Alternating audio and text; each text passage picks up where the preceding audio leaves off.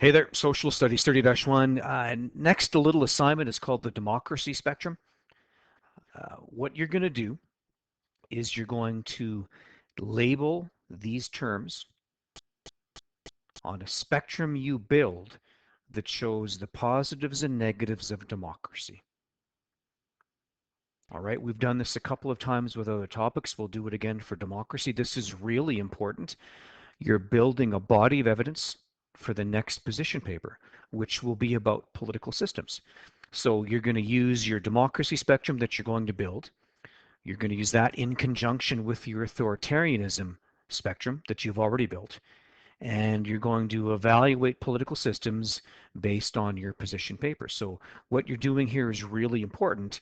You're building evidence for that next position paper. So the more specific the evidence, the better your mark is going to be. So take a look at the terms. Some of these terms I would say would be headings. So to me, accountability would be like a heading, a subheading on your spectrum. And then, for example, if the heading's accountability, to me, I'm thinking Stephen Harper's vote of non-confidence in 2011. Contempt of Parliament might be an example that goes under that heading. Or, for example, if accountability is the heading, maybe checks and balances in the states is an example that goes underneath that heading. That's part of what you need to do here. I got you started.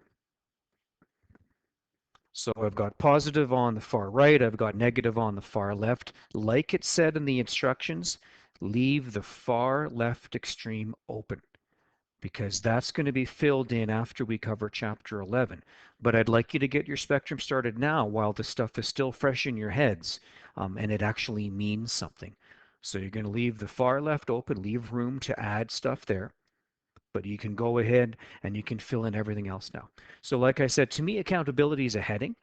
And underneath that heading would be the vote of non-confidence. And there's an example, Stephen Harper's 2011 contempt of parliament vote of non-confidence.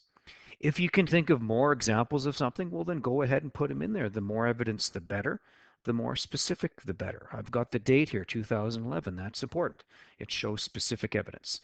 So I'm not sure if accountability should come over here, or maybe you want it further to right. I'll leave that up to you.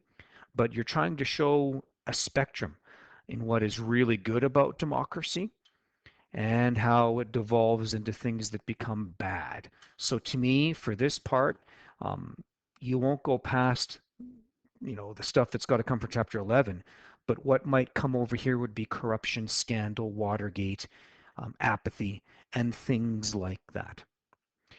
Nothing big, nothing fancy. I'm not going to assign a due date for it yet because this is going to be an ongoing assignment.